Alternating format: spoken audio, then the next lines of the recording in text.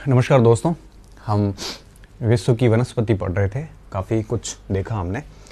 अभी हम बात करेंगे शीतोष्ण सदाबहार वनों के ऊपर। और देखिए, मैंने जैसा कि आपको बताया कि शीतोष्ण वन कहाँ पे होंगे, ठीक है।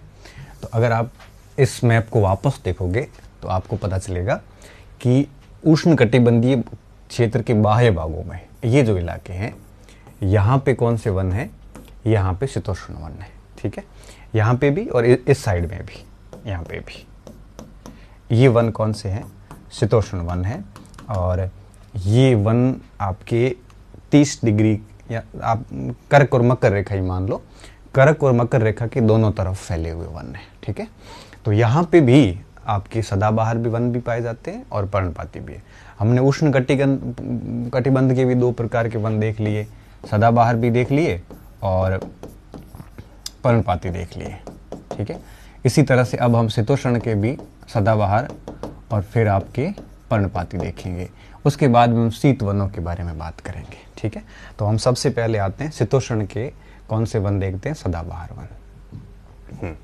तो अब देखिए, इसमें सबसे पहली बात हमें क्या ध्यान रखनी है।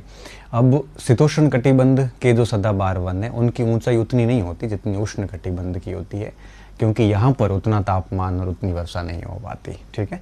तो अब देखिए, सबसे पहली बात क्या है, यह वन मध्य अक्षांशों में, यह वन दोनों गोलार्धों में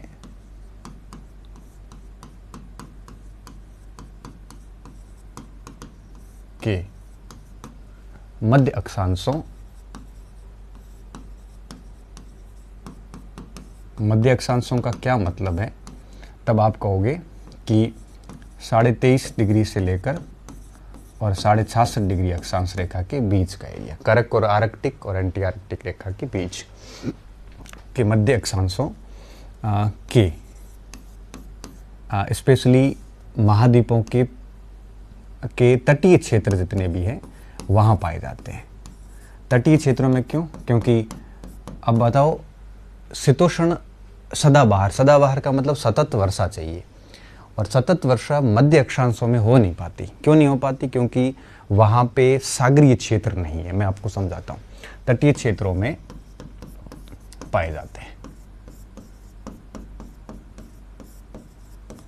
जो कि सामान्यतः, मैं ये बात आपको मैप पे समझाता हूँ, जो कि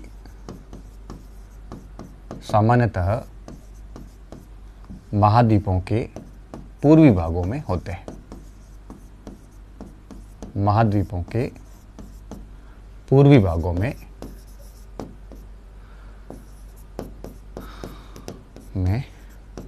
पाए जाते हैं,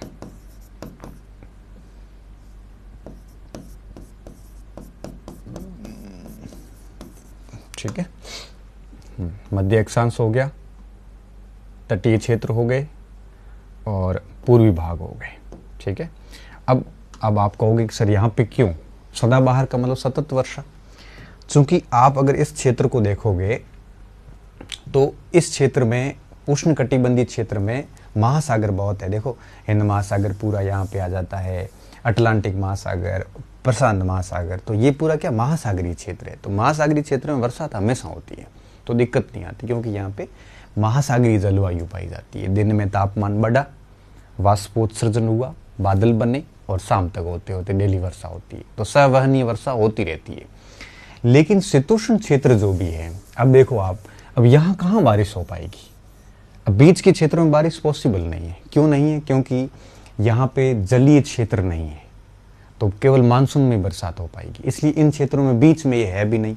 ये कहाँ पे होंगे? ये तटों में। यहाँ पे ये तट है, या ये तट है, ये तट है, तो इन तटों पे होगी। क्यों तटों पे क्यों होंगी? क्योंकि तटों पे आपके वाष्पोत्सर्जन होकर संवहनीय वर्षा हो जाती है। इसलिए हम कह रहे हैं कि मध्य अक्षांश के तटीय क्षेत्रों में ये वनस्पति अधिक पाई जाती है, ठीक है। तो एक तो हम ये लिख लेते हैं, कहाँ गया, पूर्वी भागों में पाई जाती है, ठीक है, पहली बात। दूसरी बात हमें इसमें क्या ध्यान रखना है? दूसरी बात ये ध्यान रखना है कि जैसे मैं भारत की बात करूं, अब भारत में शीतोष्ण ये वन कहाँ पे होंगे? देखो, अब ये वन कहाँ पाए जाते हैं? पहले तो ये लिख लेते हैं हम, पहले ये लिख लेते हैं कि इन वनों में कौन कौन से वृक्ष हैं। फिर कहाँ वाला अलग स्लाइड में लिखते हैं। इन वनों में निम्न वृक्ष होते हैं,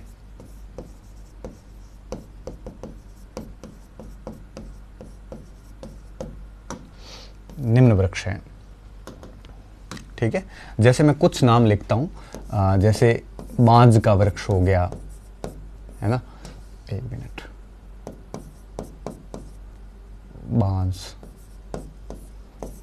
चीड़, यूकेलिप्टस। यूकेलिप्टस तो क्या दुनिया का सबसे ऊंचा पौधा भी है, लिप्टस। अब इस प्रकार के पौधे यहाँ पे पाए जाते हैं, ठीक है। ये मुख्य रूप से ये कठोर भी होते हैं, मुलायम भी होते हैं, वह मुलायम, दोनों प्रकार की लकड़ी होती है इसमें, ठीक है। कठोर और मुलायम दोनों टाइप की लकड़ी इसमें पाई जाती है। इसमें ये मुख्य होते हैं, बांज, चीड़, यूकेलिप्टस वगैरह वगैरह इस टाइप से। अब इसमें देखो एक सबसे इम्पोर्टेंट बात देखिए, इम्पोर्टेंट बात यहाँ पे ये है कि ये पाए कहाँ कहाँ जाते हैं। तो पाए कहाँ जाते हैं, एक तो आप मैप पे आइए, पहले तो मैप पे आइए और इसको मैं आपको बताता हूँ कि कहाँ कहाँ पे ये पाए जाते हैं। कौन से वन पढ़ रहे हैं हम पढ़ रहे हैं टेम्परेट वन। टेम्परेट में भी कौन से पढ़ रहे हैं, एवरग्रीन वन, ठीक है। अब अगर अपन टेम्परेट एवरग्रीन वनों की बात करेंगे तो आपके जैसे ये ब्राज़ील का एरिया हो गया, है ना, भारत में भी आपके ब्राज़ील का इस साइड का एरिया, इस साइड का एरिया हो गया, भारत में हिमालयी क्षेत्र हो गए, इन सारे क्षेत्रों में ये वन है वो मुख्य रूप से पाए जाते हैं। तो विश्व में कहाँ पाए जाते हैं, पहली बात तो ये। अब अगर अपन विश्व की बात करें तो विश्व में इसके कई क्षेत्र है वनों के। वैसे तो क्या महाद्वीपों के पूर्वी तट जो है मुख्य रूप से, फिर भी कुछ एरिया और हम यहाँ पे लिख सकते हैं, जैसे दक्षिणी पूर्वी अमेरिका लिख सकते हैं, दक्षिणी पूर्वी अमेरिका, ठीक है। इसके साथ साथ में आपके दक्षिणी चीन लिख लो आप,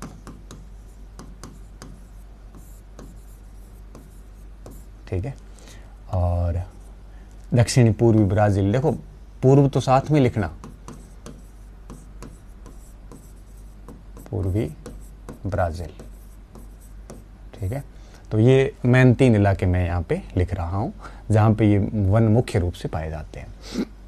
अगर अपन भारत की बात करेंगे तो भारत में ये वन कहाँ पे होंगे, आप देखो उष्ण शीतोष्ण की बात है तो शीतोष्ण मतलब 23 डिग्री से ऊपर, और 23 डिग्री से ऊपर आपके सदाबहार वन है तो सिर्फ और सिर्फ आपके हिमालय के अंदर पाए जाते हैं, ऊंचाइयों पर। यहाँ तटीय क्षेत्र नहीं है लेकिन हिमालय की ऊंचाइयों में पाए जाते हैं, ठीक है। पश्चिम हिमालय और आपके पूर्वी हिमालय। तो भारत के अंदर ये वन कहाँ पाए जाते हैं, हिमालय के अंदर। कौन से हिमालय, पश्चिमी हिमालय और पूर्वी हिमालय के अंदर भारत में शीतोष्ण सदाबहार वन है वो पाए जाते हैं, ठीक है। इस बात का आपको विशेषली ध्यान रखना है। और अब राज्य पूछेंगे तो राज्यों में आप लिख सकते हो कि जम्मू कश्मीर है, उत्तराखंड है, ठीक है, और आपके अरुणाचल प्रदेश है, इन क्षेत्रों में ये पाए जाते हैं, ठीक है। तो ये हो गया हमारा कौन सा वन, ये शीतोष्ण सदाबहार वन। अब हम देखते हैं शीतोष्ण पर्णपाती वन। कितने हो गए, 2 और 3 हो गए। अब चौथा लिखते हैं शीतोष्ण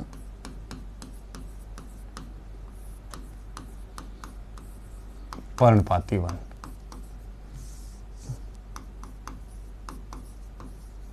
ठीक है। भारत में वापस वही हिमालय में ही पाए जाते हैं। तो शीतोष्ण कटिबंध के वे क्षेत्र जहाँ पे बारिश थोड़ी कम होती है तो उन क्षेत्रों में पत्ते गिरा देते हैं। बातें सेम की सेम वापस यहाँ पे लागू हो जाती है, ठीक है। अब देखिए इसमें क्या है, ये उच्च अक्षांशों की ओर जब बढ़ते हैं हम तो ये अपनी पत्तियां गिरा देते हैं। तो ये भी मध्य अक्षांशों के मध्य अक्षांशों में महाद्वीपों के मध्य भागों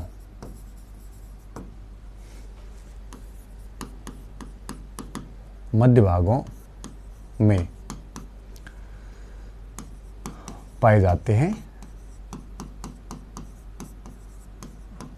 जहां वर्षा कम होती है।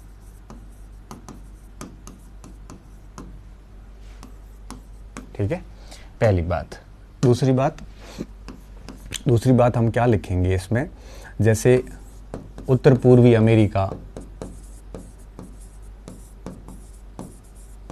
ठीक है, और चीन, न्यूजीलैंड, चिली, पश्चिमी यूरोप,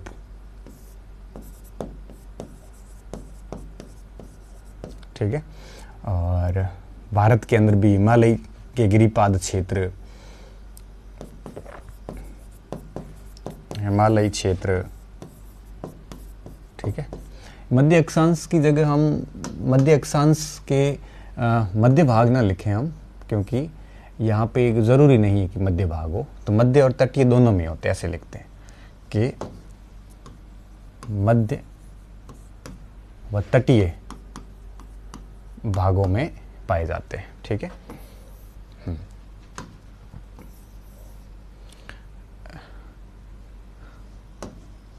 इन क्षेत्रों में ये वन पाए जाते हैं, इन क्षेत्रों में यह वन पाए जाते हैं। ठीक है, बाकी पत्ते गिराते हैं, ये बात तो हम पहले ही कर चुके हैं। ठीक है, एक तो बात ये होगी। अब चीन, न्यूजीलैंड, चिली, पश्चिमी यूरोप, ठीक है, यहाँ पे पाए जाते हैं।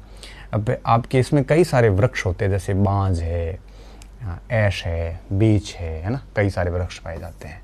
वो इधर लिख लेते हैं, अगली स्लाइड में लिख लेते हैं। इसमें निम्न वन्य जीव रहते हैं, इसमें निम्न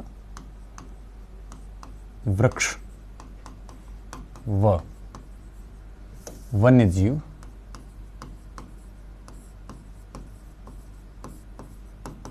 पाया जाता है।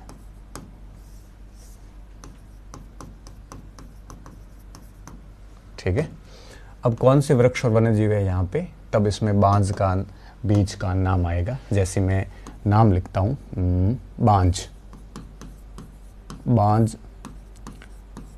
ऐश, बीच, ये वृक्ष है जो यहाँ पाए जाते हैं। ठीक है, और इसके अलावा आपके हिरण, लोमड़ी, ठीक है, और भेड़िए, और फीजेंट, ठीक है, और मोनाल, ठीक है, मोनाल सॉरी, ठीक है, ये जानवर है सामान्य, ये पक्षी है दोनों।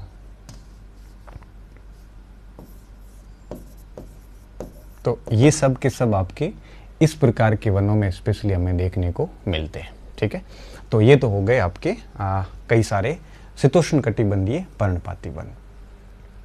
अब हम एक और देख सकते हैं आपके भूमध्य सागरीय वन, लेकिन उससे पहले हम शीतोष्ण कटिबंधीय जो है आपके घास के मैदान भी हम पढ़ सकते हैं, घास के मैदान अलग ही पढ़ लेंगे। ठीक है, अब आते हैं भूमध्य सागरीय प्रदेश के वन।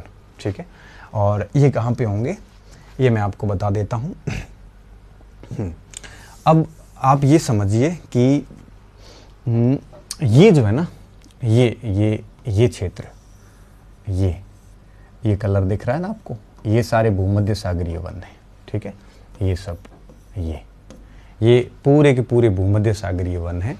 भारत में पाए नहीं जाते क्योंकि फल बहुत होते हैं, इसलिए उनको फलों का उद्यान भी कहते हैं। ठीक है, तो भूमध्य सागरीय वनों में क्या क्या है देखते हैं।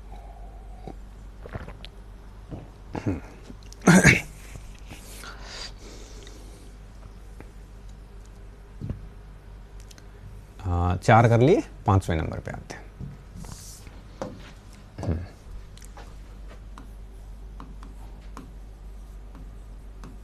भूमध्य सागरीय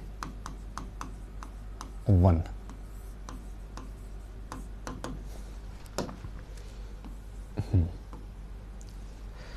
अब की इसकी क्या क्या विशेषताएं हैं वो देखते हैं हम। अब इन वनों की विशेषता ये कि भूमध्य सागर के आसपास पाए जाते हैं। इसको अपन ऐसे देखें तो ये मैंने इलाका बता दिया आपको, इसलिए हम इसको भूमध्य सागरीय वन कहते हैं। और इन वनों में देखो क्या क्या खास बातें हैं वही हमें देखनी है, सारी चीज़ें रटनी नहीं है, बस कुछ मेन बिंदु देखने हैं हमें। पहली बात कि ये ऐसे वन है जहाँ पे शुष्क और ग्रीष्म ऋतु में पौधे क्या करते हैं, स्वयं को उस हिसाब से ढाल लेते हैं। उनकी मोटी छाल होती है ना, वो आपके पत्तियों के वाष्पोत्सर्जन को रोक भी लेती है, ठीक है ना। तो और इसके साथ साथ इसमें फलों के सबसे ज़्यादा पौधे हैं वो यहाँ पे लगाए जाते हैं, ये भी अपने आप में एक विशिष्ट बात है। तो यहाँ पे क्या लिखेंगे कि इन वनों में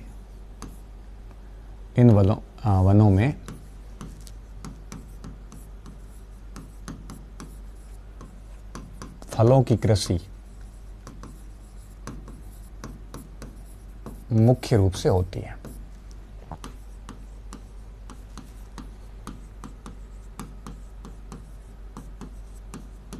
इसलिए इन्हें फल उद्यान कहते हैं। क्या कहते हैं? दुनिया का, विश्व का फल उद्यान कहते हैं। विश्व का फल उद्यान कहते हैं।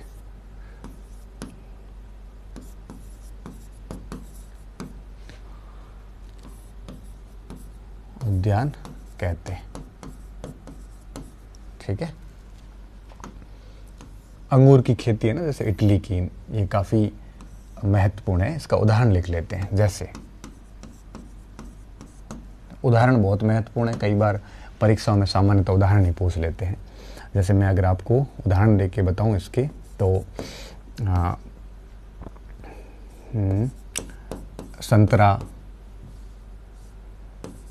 संतरा यहाँ पे खूब होता है। इसके अलावा यहाँ पे अंजीर और जैतून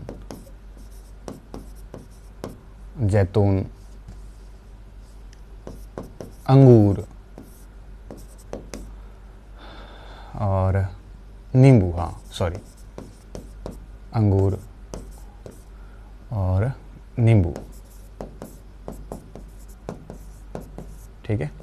जनरली आप देख रहे हो सारे खट्टे फल है ना, मोस्टली सारे खट्टे फल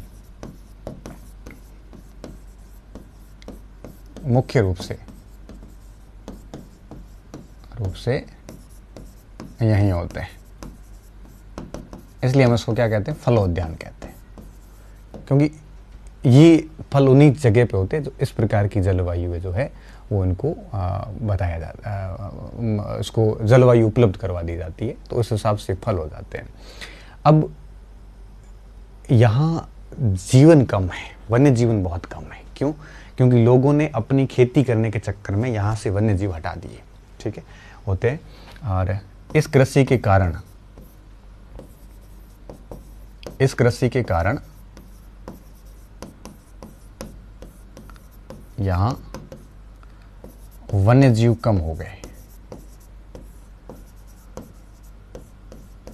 अब यहाँ पे वन्य जीव बहुत कम है, और बहुत कम होने का कारण क्या है आप सभी अच्छे से जानते हैं कि जब हम खेती करेंगे तो निश्चित तौर पे उस स्थान से जो भी वन्य जीव होगा हम उसको रहने नहीं देंगे।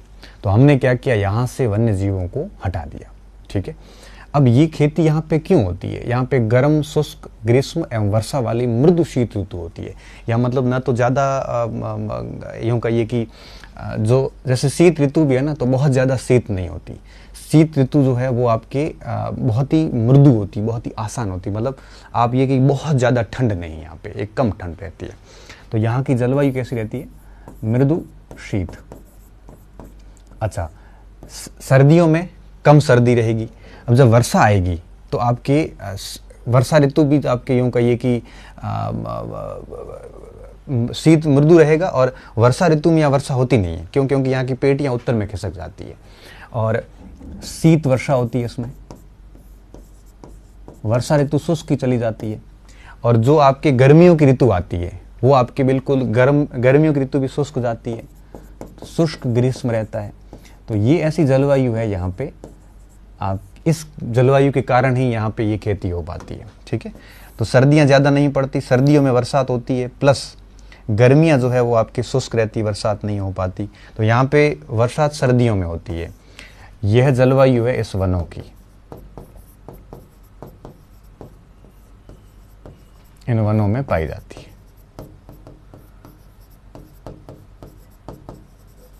और इसी कारण ये पौधे होते हैं यहाँ पे, ठीक है। इन पौधों को सर्दी में वर्षा चाहिए होती है, जो कि यहाँ पे काफ़ी अच्छी मात्रा में होती है। हमारे तमिलनाडु में भी होती है, तो तमिलनाडु वगैरह में भी इस प्रकार की कृषि मुख्य रूप से जो है वो की जाती है। अब बात ये आती है कि ये जो वन है आपके, इन क्षेत्रों में ये वन मुख्य रूप से कहाँ कहाँ पाए जाते हैं, एक एरिया लिखना बहुत ज़रूरी है इसका।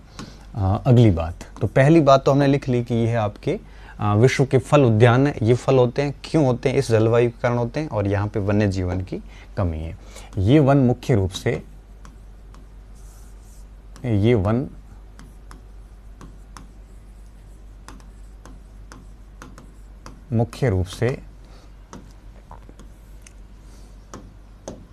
कौन से क्षेत्रों में पाए जाते हैं? तब हम यहाँ पे लिखेंगे कि यह आपके भूमध्य सागर के चारों ओर पाए जाते हैं। एक तो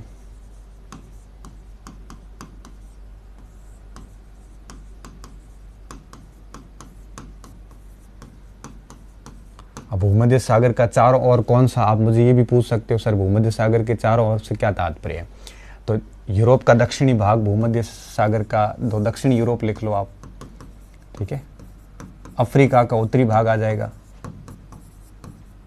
तो उत्तरी अफ्रीका, और एशिया का पश्चिमी भाग आ जाएगा। तो ये पूरा एरिया जो है ना, इस पूरे एरिया में ये वन पाए जाते हैं। भूमध्य रेखा के चारों ओर हो गए, इसीलिए तो इसको भूमध्य सागरीय वनस्पति कहते हैं। इसके साथ साथ आप देखिए इसमें अमेरिका के कैलिफोर्निया में हो जाएंगे आपके,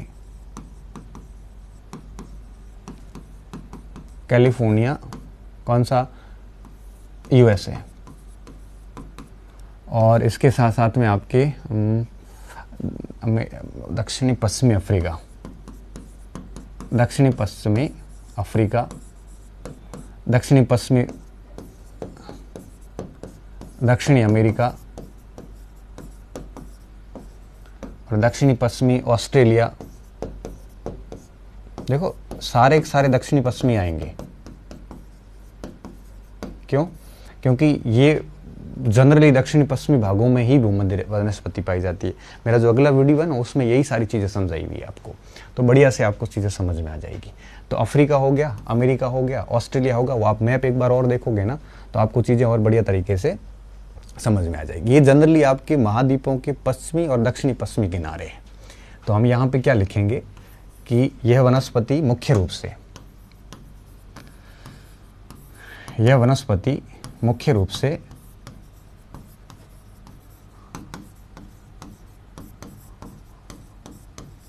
महाद्वीपों के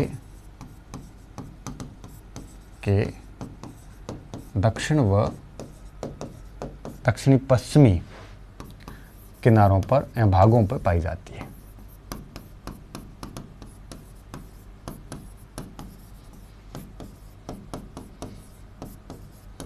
ठीक है, इसलिए ये सारे के सारे नाम यही आएंगे।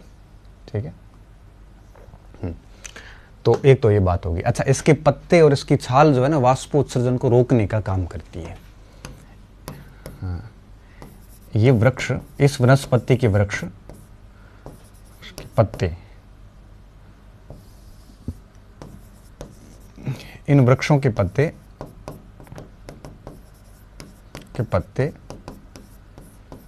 व छाल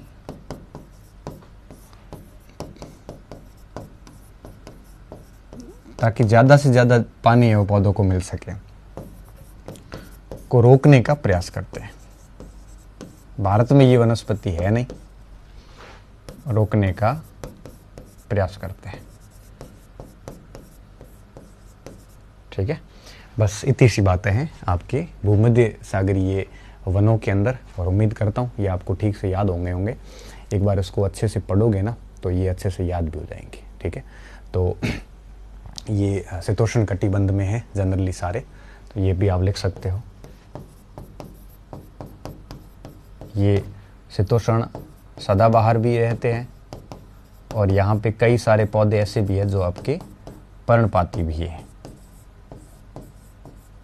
ठीक है, तो दोनों टाइप के वन यहाँ पे हमारे को देखने को मिलते हैं, और भूमध्य सागर में और उसके आसपास के क्षेत्रों में अधिक है। इस वजह से हम इनका नाम क्या देते हैं, भूमध्य सागरीय वन इनका हम नाम देते हैं। ये बात आपको स्पेशली ध्यान रखनी है। ठीक है, तो एक तो हो गया ये 5वां बिंदु। अब हम आते हैं आखिर में 6ठे बिंदु पे। हाँ, ये शंकुधारी वनों को देख लेते हैं एक बार। ठीक है, शंकुधारी वन का मतलब ये होता है कि ऐसे वन जो इस शंकु आकार के हो, और ये जनरली होते हैं ऊंचे क्षेत्रों में, शीत जलवायु में। कौन सी जलवायु में? शीत जलवायु में। तो अभी तक हम जो पढ़ रहे थे, अब हम थोड़ा सा अलग आते हैं। तो देखो, हमने उष्णकटिबंध के 2 पौधे देख लिए, सदाबहार उष्णकटिबंधीय और सदाबहार पर्णपाती उष्णकटिबंधीय। दूसरा हमने शीतोष्ण का देख लिया, सदाबहार भी देख लिए, पर्णपाती भी देख लिए, और शीतोष्ण का तीसरा भूमध्य सागरीय भी देख लिए। ठीक है, तीनों देख लिए। अब हम आगे क्या देखने वाले हैं, शीत पे आएंगे। शीत पे कैसे वनस्पति है? टुंड्रा टेगा, इसे हम शंकुधारी वन बोलते हैं। ठीक है, तो शीत देख लेते हैं, उसके बाद में घास हो जाएंगे, और उसके बाद में ये टॉपिक पूरा हो जाएगा। तो अब हम आते हैं इस पे शीत जलवायु के पौधे।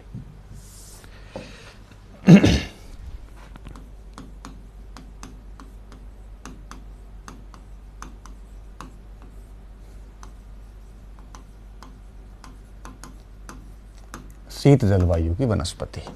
ठीक है, अब शीत जलवायु की वनस्पति कहाँ होगी? तो देखो, एक तो होगी आपके पर्वतों के ऊपरी भागों में, पर्वतों के ऊपरी भागों में, क्योंकि पर्वतों पर जैसे जैसे ऊपर जाते हैं वैसे वैसे तापमान घटता जाता है।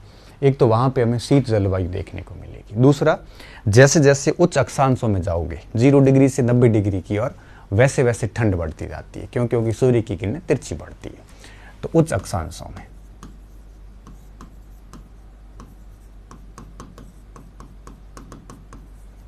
मतलब 66.5 से लेकर 90 डिग्री। ठीक है, इन 2 स्थानों पे ये जलवायु हमें देखने को मिलेगी। ठीक है, अब यहाँ पे पौधे जो है इतने बड़े नहीं हो पाते। क्यों नहीं हो पाते? क्योंकि यहाँ पे तापमान कम होता है, शीत जलवायु है ना, और यहाँ पे इतनी वर्षा भी अधिक है, वो नहीं हो पाती। तो जनरली इसके बीच में जो है, अब इसमें भी हम क्या करते हैं, कई भाग बांट देते हैं। ठीक है, अब इसमें हम क्या करते हैं, 3 भाग कर लेते हैं। एक शंकुधारी वन। कैसे वन? शंकुधारी वन। ठीक है, शंकुधारी का क्या मतलब हुआ? शंकुधारी का वन का मतलब ये हुआ कि 2 भाग कर लेते हैं, और एक हो गया टुंड्रा। ठीक है, टुंड्रा। अब शंकुधारी जो वन है, ये जनरली हो जाएंगे 50 से 70 डिग्री के आसपास। 50 से 70 क्या करें हम, जनरली आप ये कह दो 80 डिग्री तक आप मान के चलो। और ऊपर आपके 90 डिग्री के आसपास फिर कौन से हो जाते हैं, टुंड्रा टाइप के वन हो जाते हैं। ठीक है, टुंड्रा तो बिल्कुल घास ये आप देख पा रहे होंगे, ये शंकुधारी वन है, और ये पूरे हिम से आच्छादित है। और टुंड्रा वनस्पति का शायद हमने फोटो लिया नहीं है साथ में, कोई बात नहीं, मैं एक एक को समझाता हूँ आपको। अब पहले मैं ले लेता हूँ शंकुधारी वन। शंकुधारी वन कितने नंबर तक ले लिया हमने? 5 नंबर ले लिए, 5 ले लिए। अब हम 6ठी वनस्पति पे आते हैं। 6ठी वनस्पति का पहला भाग ले लेते हैं, शंकुधारी। ठीक है, शंकुधारी। अब जो शंकुधारी वन है, इनको हम कहते हैं आपके 50 से लगभग 70-80 डिग्री के आसपास होते हैं। ठीक है, तो पहली बात हमें क्या ध्यान रखनी है, ये उच्च अक्षांशों में पाए जाते हैं।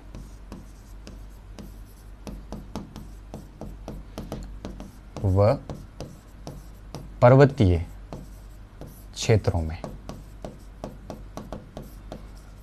हमारे हिमालय में भी है ये,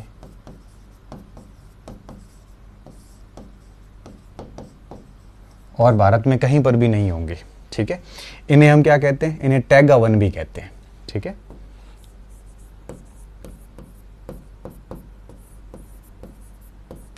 ये बहुत संक्षिप्त जानकारियां हैं, डिटेल के लिए अलग वाला वीडियो देख लेना जरूर। ये रूसी भाषा का शब्द है। ये किसका है? ये रूसी भाषा का शब्द है, जिसका अर्थ क्या है? जिसका अर्थ होता है बिल्कुल शुद्ध। जैसे आप कह सकते हो शुद्ध शुद्ध कह दो, या मतलब बिल्कुल अनछुआ, जहाँ पे किसी ने कोई गया ही नहीं हो वहाँ पे। तो ये ऐसे क्षेत्र होते हैं जहाँ कोई जा नहीं पाता, कोई पहुँच नहीं पाता, है ना, जिसका अर्थ होता है अनछुआ।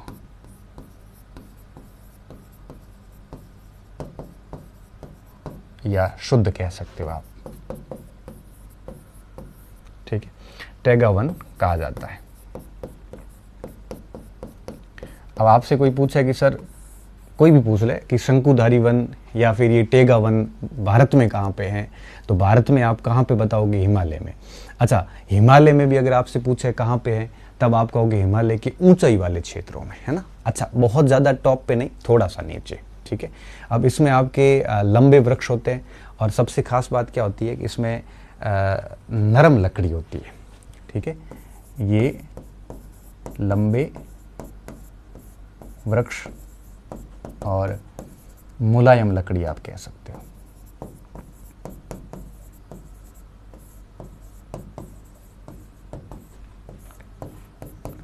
मुलायम लकड़ी होती है, और इसी कारण क्या होता है, जब लकड़ी मुलायम होती है तो उससे लुगदी बना के कागज़ वगैरह बनाया दिया जाता है यहाँ पे। तो इसमें क्या बनता है, आपकी लुगदी बना दी जाती है, जो अखबारी कागज़ में काम आ जाती है। इसके साथ साथ आपके माचिस एवं उसकी पैकिंग के लिए बक्से भी बन जाते हैं, ठीक है।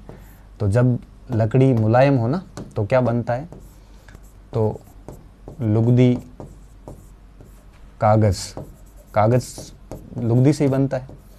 और हाँ, माचिस का बक्सा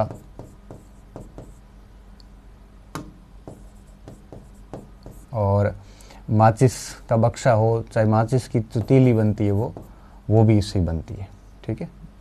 तो ये सारी चीज़ें इससे बनाने में काम आ जाती है, क्योंकि लकड़ी इसकी कैसी होती है, शंकुधारी वनों की बड़ी मुलायम लकड़ी होती है। तो मुलायम लकड़ी का इसका सीधा सा इसका फ़ायदा हो जाता है, ठीक है। अब आपसे पूछे कि इनमें कौन कौन से वृक्ष होते हैं, तो मैं चाहता हूँ कि मैं इसके वृक्ष भी आपके लिख लूँ, यहीं अगली स्लाइड पे लिख लेते हैं। इनमें निम्न वृक्ष पाए जाते हैं।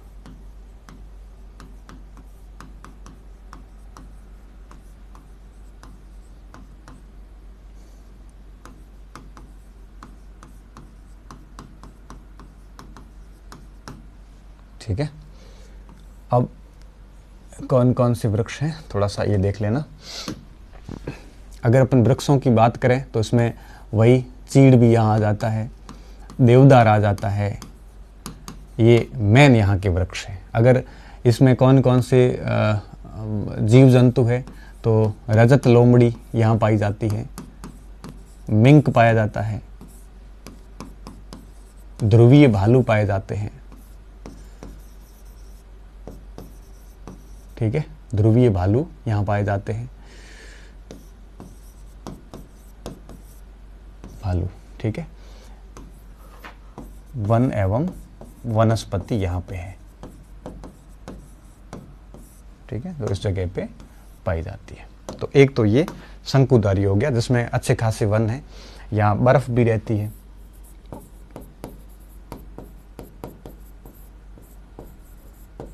बर्फबारी भी यहाँ पे है वो होती है, क्योंकि पर्वतों के ऊंचे क्षेत्रों में है और ठंडे क्षेत्रों में है, तो डेफिनेटली वृक्ष क्या बोलते हैं, बर्फबारी तो होनी तय है।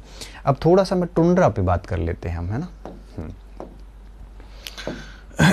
हाँ, दूसरे नंबर पे ले लेते हैं टुंड्रा।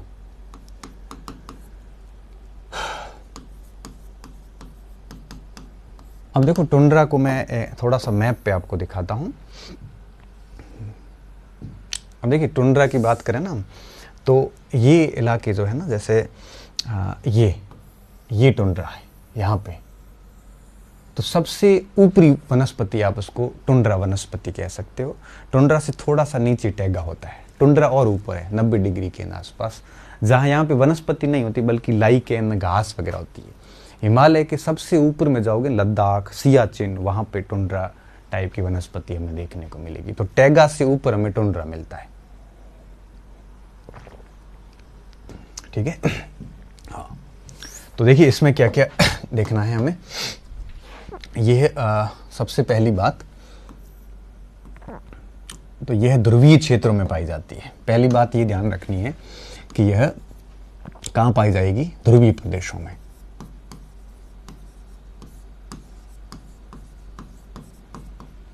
ध्रुवीय प्रदेश तथा पर्वतों के शिखर पर जहां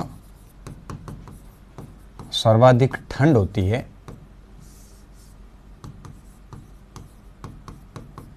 सर्वाधिक ठंड होती है, वहां टुंड्रा वनस्पति है।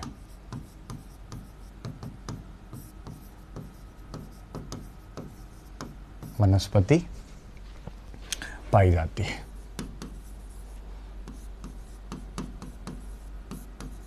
ठीक है, ठंड है, तापमान की कमी है, तो आप समझ सकते हो यहां पे बिल्कुल सीमित प्राकृतिक वनस्पति है।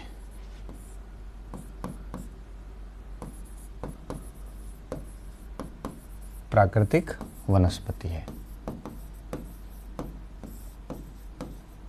यहां पर अल्पाइन टाइप की घास पाई जाती है। अल्पाइन प्रकार की माउंटेन जैसे आप कह सकते हो घास पाई जाती है, जिसमें एक काई है, लाइकेन है, इस प्रकार की वो है, घास है आ जाती है, जिसमें लाइकेन, छोटी झाड़ियां, काई लाइकेन व छोटी झाड़ियां मुख्य रूप से है।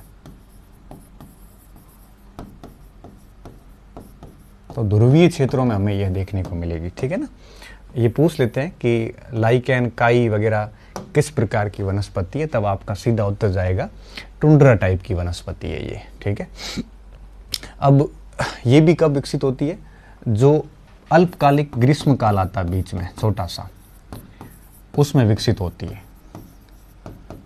अल्पकालिक ग्रीष्म काल में विकसित होती है। यहाँ पे ग्रीष्म काल कोई बहुत बड़ा नहीं होता, बहुत छोटा ग्रीष्म काल होता है। ग्रीष्म काल में विकसित होती है।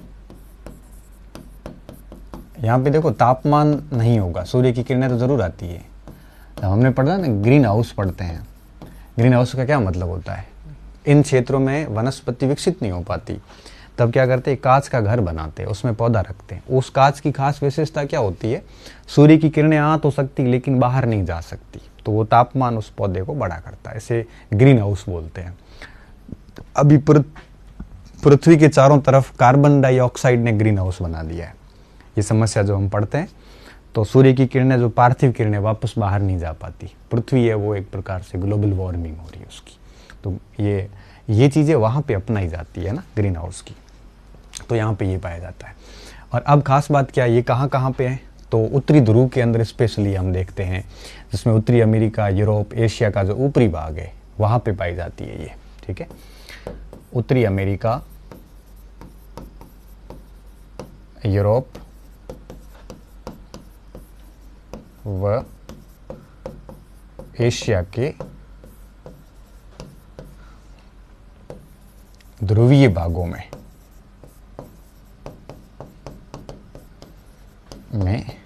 यह वनस्पति पाई जाती है। ठीक है, बाकी हम आप मैप देख लेना, मैंने बताई आपको।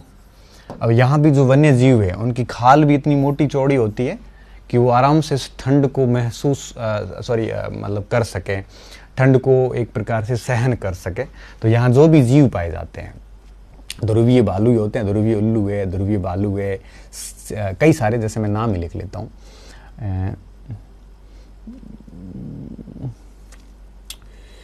क्या क्या होता है, जैसे एक तो होगा आपके कस्तूरी बैल,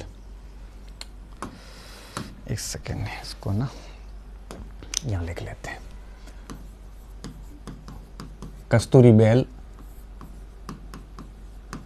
ठीक है, कस्तूरी बेल यहीं पाए जाते हैं, हमारे कस्तूरी हिरण पाया जाता है कश्मीर में, आपको पता हो तो। कस्तूरी बेल के अलावा ध्रुवीय उल्लू, भालू, ध्रुवीय भालू, पोलर बियर बोलते, सॉरी, ध्रुवीय भालू और बर्फीली लोमड़ी,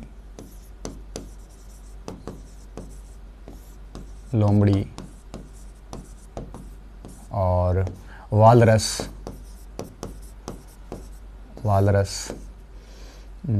सील, है ना।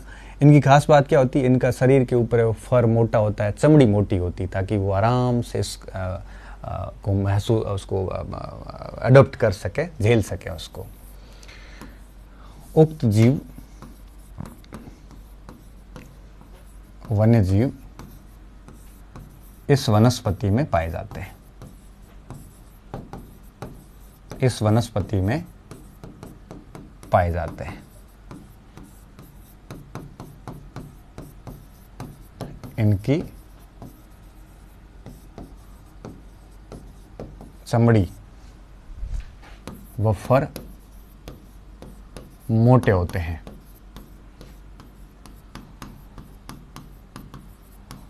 जिससे ये ठंड को सहन कर सकते हैं।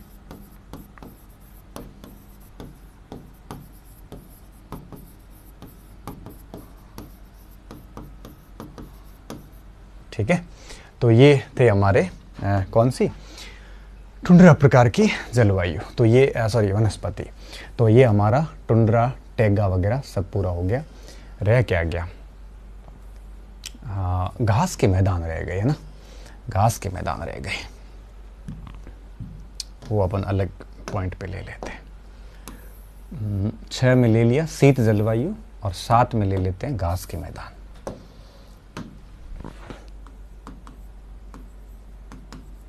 ग्रासलैंड,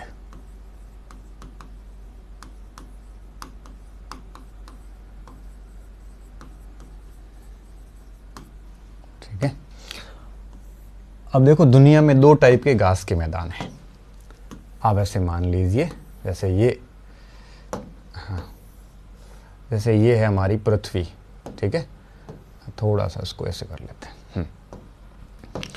अब ये 0 डिग्री है, ये उष्णकटिबंधीय हो गया, और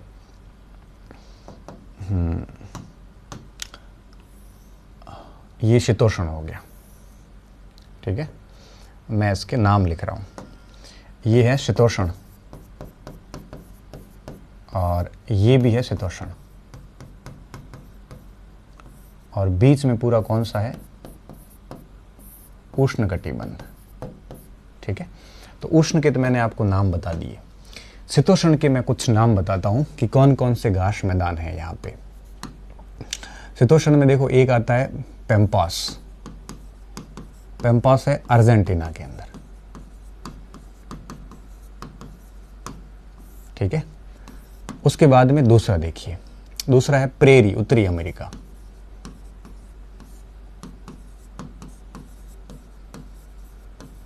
उत्तरी अमेरिका, ठीक है। तीसरा है वेल्ड, दक्षिणी अमेरिका, ठीक है। और चौथा हम ले लेते हैं स्टेपी, मध्य एशिया,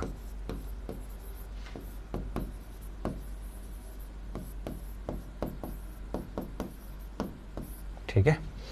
पांचवा हम ले सकते हैं डॉन, ऑस्ट्रेलिया, डाउन्स बोलते हैं उसको, ऑस्ट्रेलिया,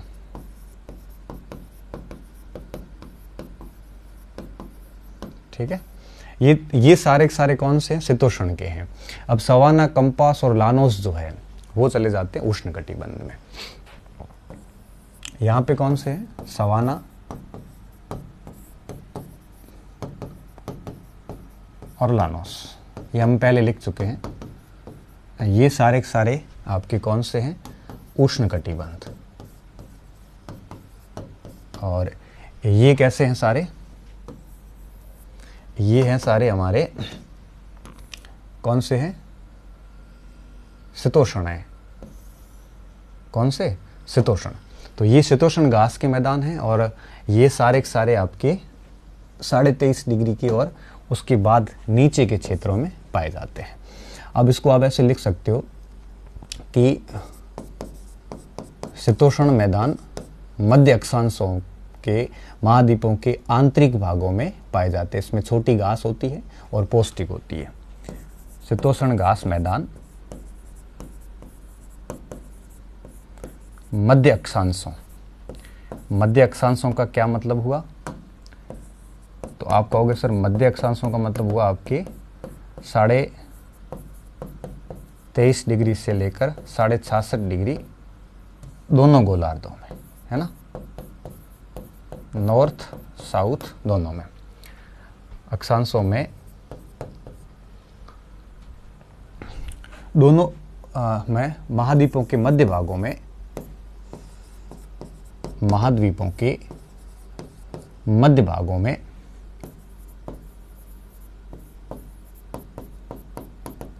यह मैदान पाए जाते हैं। यह मैदान पाए जाते हैं। इनकी घास छोटी होती है और पौष्टिक होती है। एक मिनट। घास छोटी परंतु पौष्टिक होती है।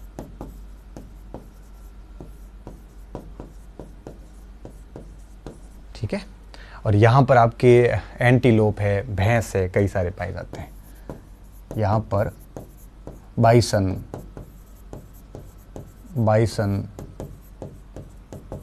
एंटीलोप व भैंस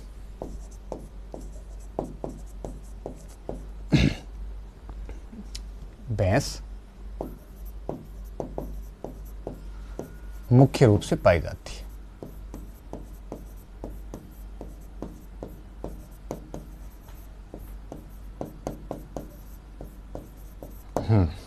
ठीक है। तो ये देख लेना, थोड़ा सा याद कर लेना उसको। ये प्रश्न अच्छा बन सकता है इसका कि कौन सा शीतोष्ण मैदान है, कौन सा उष्ण मैदान है। तो ये कैसे मैदान है, ध्यान रखना, ये शीतोष्ण घास के मैदान है। ठीक है। और ये उष्ण है, वो हमने पहले देख लिए। तो दुनिया भर में कई सारे घास के मैदान हैं, हमने 8 लिख लिए हैं, उष्ण कटिबंध के अलग, शीतोष्ण के अलग। ठीक है। तो इस प्रकार की वनस्पति पूरी दुनिया में पाई जाती है। अब मेरा एक सजेशन ये रहेगा कि ये वीडियो देख के अच्छे से लिख के और फिर एक इसके बाद एक और डालूंगा वनस्पति का, वो भी देख लेना, ताकि आपका कंसेप्ट बहुत बढ़िया तरीके से तैयार हो जाएगा। ठीक है। ये मैप भी साथ में देख लेना, और ये मैप आप देख लोगे तो फिर आपको सारी चीज़ें क्लियर हो जाएगी। ठीक है। तो ये था हमारा एक मिनट, ये संसार की वनस्पति थी और इसमें ऑलमोस्ट सारी चीज़ें मैंने कवर कर ली है। मेरे हिसाब से कुछ पीछे नहीं रहा, मेरे हिसाब से क्या कन्फर्म ही नहीं रहा। इसका वीडियो आप अलग से देख लेना, मैं डाल दूंगा इसके जस्ट बाद में। ठीक है। बहुत बहुत धन्यवाद विद्यार्थियों, अच्छे रहिए, मस्त रहिए और पढ़ते रहिए।